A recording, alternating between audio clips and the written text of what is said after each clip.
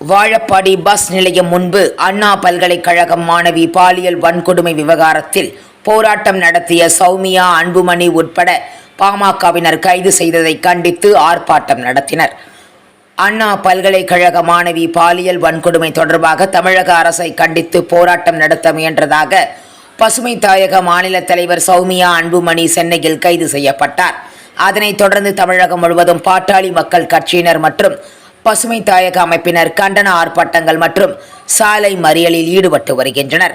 அந்த வகையில் சேலம் மாவட்டம் வாழப்பாடி பஸ் நிலையம் முன்பு பாமக சேலம் வடக்கு மாவட்டத்தின் சார்பில் மாவட்ட செயலாளர் நாராயணன் தலைமையில் திடீர் சாலை மறியலில் ஈடுபட்டனர்.